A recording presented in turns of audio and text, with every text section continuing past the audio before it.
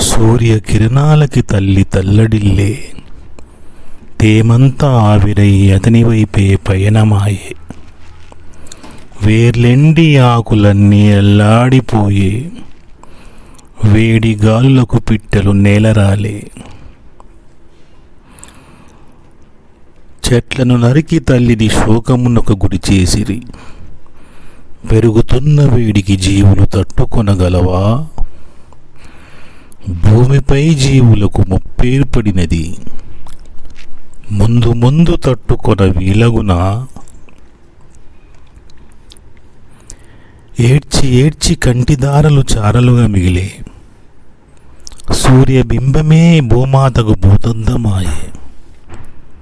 తల్లి అటవీ సంపదను హరించిన ప్రజలకు తెలియదాయే వేడిమి ఎందుకు పెరిగినదో. గాలిలోని తేమను గదులలో నింపి ధరణి వేడిని పెంచి వేడుక చేద్దురా. మట్టి బూడిదైతే సంతసింతురా, ఇంత వేడికి నేల మీద గడ్డి మొలయునా? చెట్ల నీడలేక మాత ఒళ్ళంతా బొబ్బలిక్కే, అడుగంటిన తనలోని తేమ ఎంత వెతికినా కనపడదాయే. విసిరి కొడుతున్న వడగాలులు ఎండమావులాయే, కాపాడుకోలేని తన పిల్లలను ఎలా వదిలేయగలదు? కృతాయుగమున నిండైన ఆకుపచ్చదనముతో పంచభూతములు సరి అయినవిగా నుండే,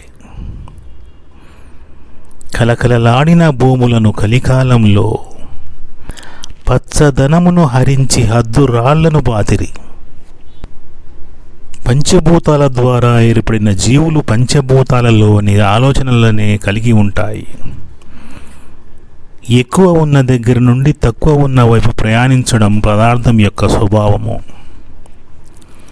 ఉష్ణము ఎక్కువ నుండి తక్కువ వైపు ప్రయాణిస్తుంది, గాలి ఎక్కువ నుండి తక్కువ వైపు ప్రయాణిస్తుంది, నీరు ఎక్కువ నుండి తక్కువ వైపు ప్రయాణిస్తూ ఉంటుంది.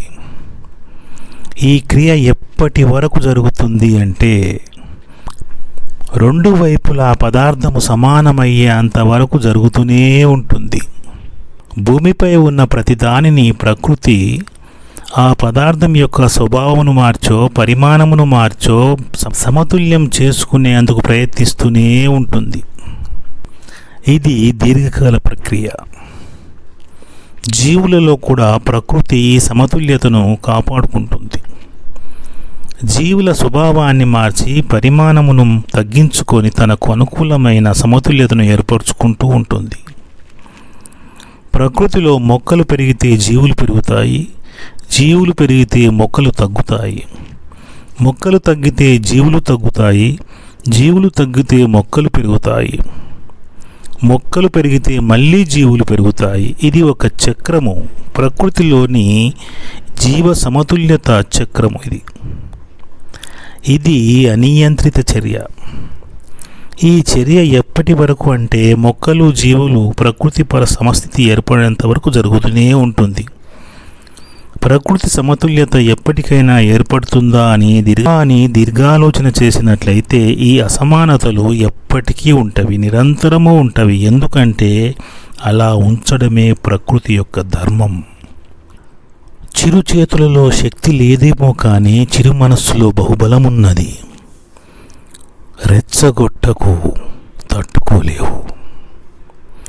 రెచ్చిన జ్ఞానము మార్పును కోరును. సహజమైన ఆలోచన వేరు. సహజముగా మనస్సునుంచు. సహజీవనము చేయకు దేనితో. నాది అనే భావనను మర్చిపో. ప్రకృతిలో ఉన్న శక్తి ఉన్నది, అది నిన్ను నడిపిస్తూ ఉన్నది. శక్తిని ఉపయోగించు, కుబుసమును తొలగించుకో. నీవే మార్గము, నీవే దైవము. దండించిన వారే కొలిచెదరందరూ. చిరుప్రాయము ఎదిగే జ్ఞానము తలపడలేము పెరిగే చిగురులతో. వ్యాపించును వాసన వ్యాపనముతో, ఆపలేము న్యాయ తరంగాలను. మరుగున పడుతున్నది మానవ జ్ఞానము, మంత్రముతో దీవించువారెవరో.